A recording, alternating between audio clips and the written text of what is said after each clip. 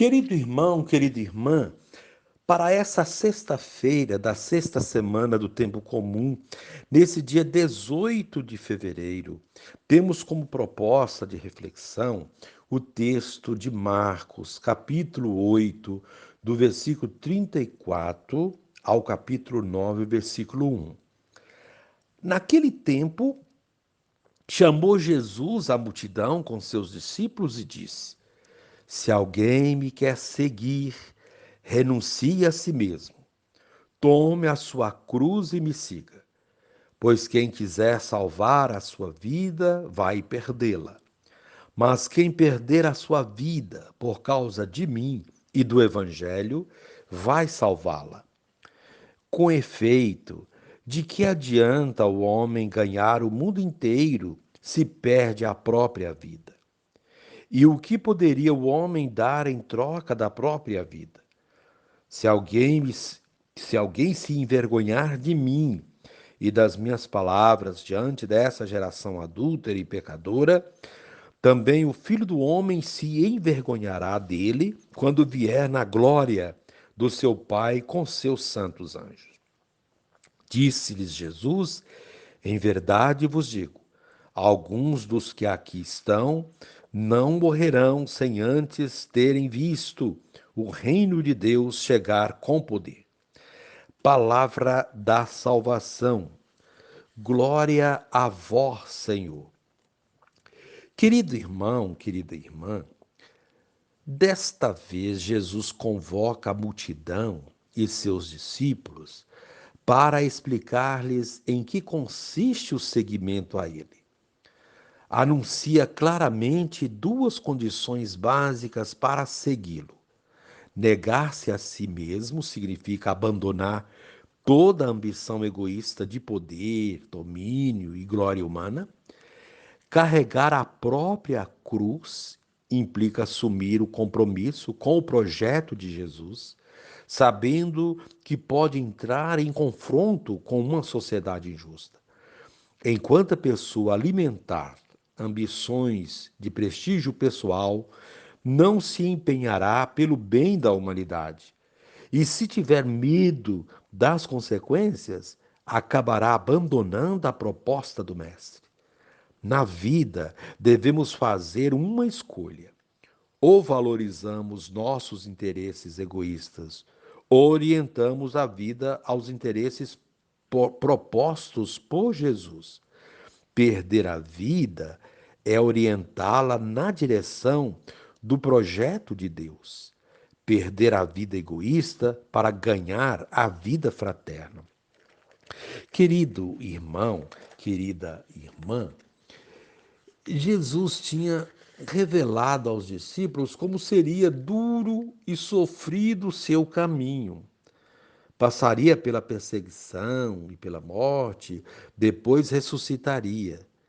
Assim chama o povo para perto de si, com os discípulos, e avisa que seu caminho será o caminho também de todos os seus seguidores.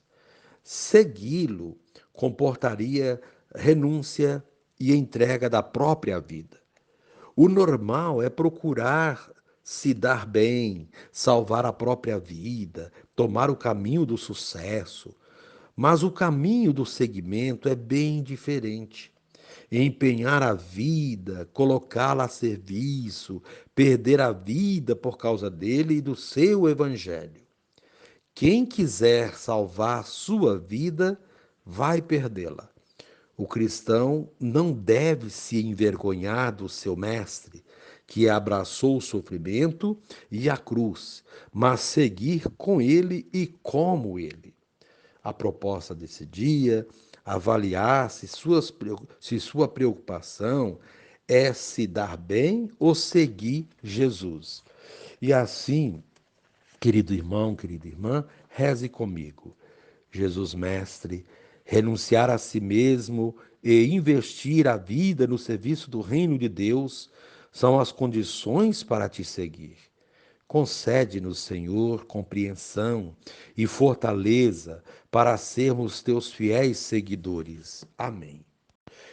Querido irmão, querida irmã, dando continuidade à reflexão da palavra de Deus, da liturgia dessa sexta-feira, da sexta semana do tempo comum, nesse dia 18 de fevereiro, você poderá acompanhar na sua Bíblia as leituras, Tiago capítulo 2, do versículo 14 ao 24, versículo 26, também o texto de Marcos 8, 34, do versículo 34 até o capítulo 9, versículo 1. Rezar o Salmo 111. Uma vez que você já ouviu a proclamação do Evangelho com a reflexão, agora você poderá acompanhar também a leitura da carta de São Tiago e a continuação da reflexão aplicada à vida. Meus irmãos, de que adianta alguém dizer que tem fé quando não a põe em prática? A fé seria então capaz de salvá-lo? Imaginai que um irmão ou uma irmã não tem o que vestir e que lhes falta a comida de cada dia. Se alguém, se então alguém de vós lhes disser: ide em paz, aquecei-vos e comei à vontade, sem lhes dar o necessário para o corpo, que adiantará isso?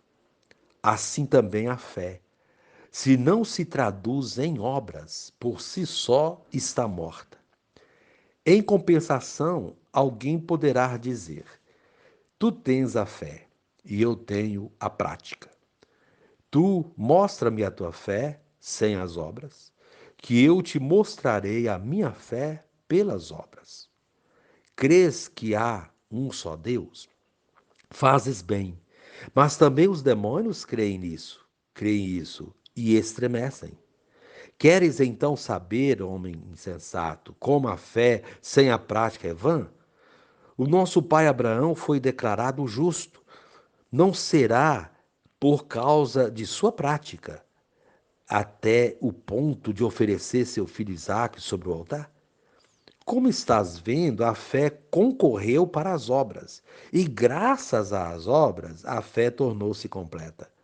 Foi assim que se cumpriu a escritura que diz: Abraão teve fé em Deus, e isto lhe foi levado em conta de justiça, e ele foi chamado amigo de Deus.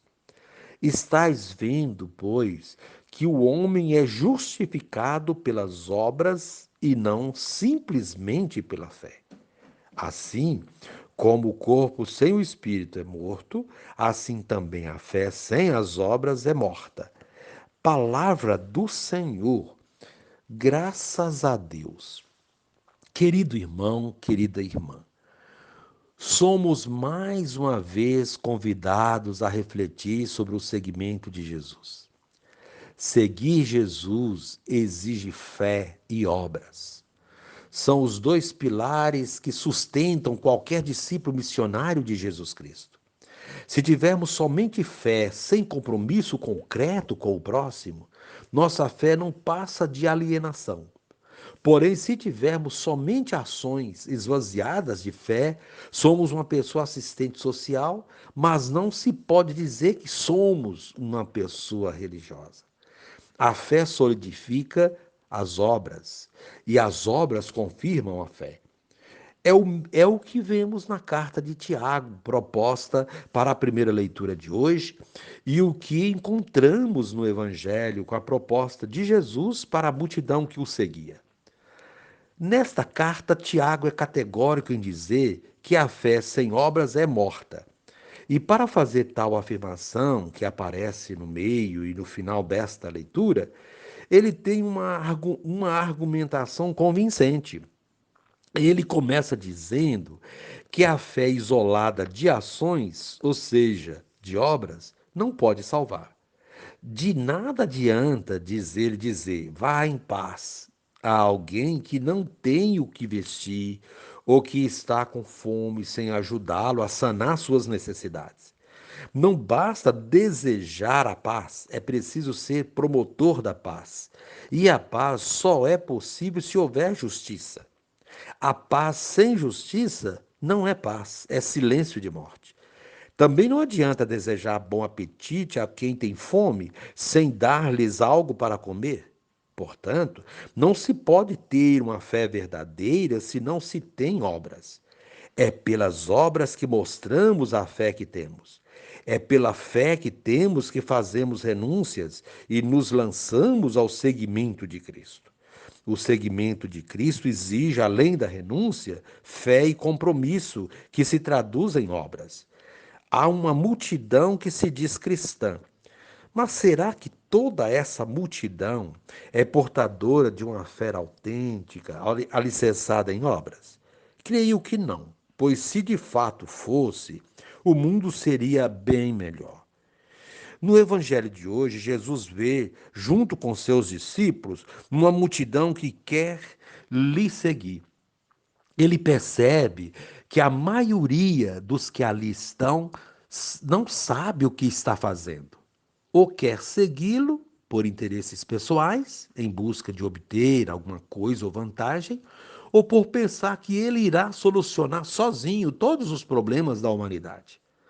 Por essa razão, Jesus esclarece no seu ensinamento os critérios para segui-lo.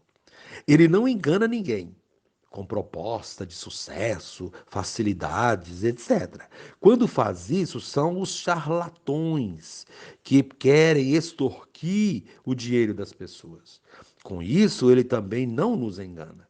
Quem procura uma religião ou Jesus apenas para solucionar problemas pessoais, logo irá se decepcionar. É por isso que foi dito a Pedro que ele não pensava as coisas de Deus, mas as coisas dos homens, chamando-o de Satanás, como vimos no outro dia. Quantos não são os que ainda hoje procuram Jesus apenas para obter benefícios? Quantos são os que têm uma ideia equivocada sobre Jesus e que por isso querem segui-lo?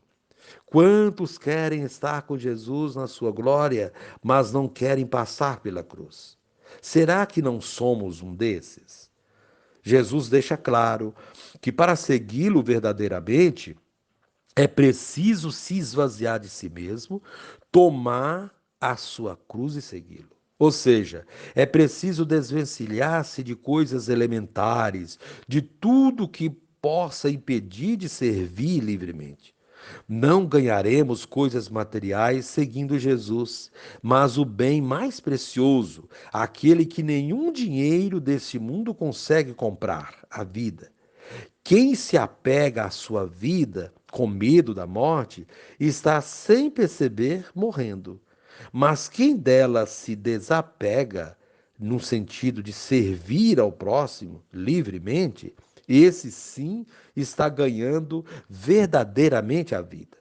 Devemos seguir Jesus com firmeza e coragem, sem medo das perseguições e das ameaças de morte que rondam todo aquele que faz a vontade de Deus e não se alia à prepotência dos supostamente poderosos deste mundo. Ele nos quer seguindo na humildade, por mais que aqui neste mundo sejamos vistos como sábios e importantes. A sabedoria humana de nada serve para Deus. Ele poderá nos confundir a qualquer momento e nos desnortear, como fez com os de Babel, com os de Babel.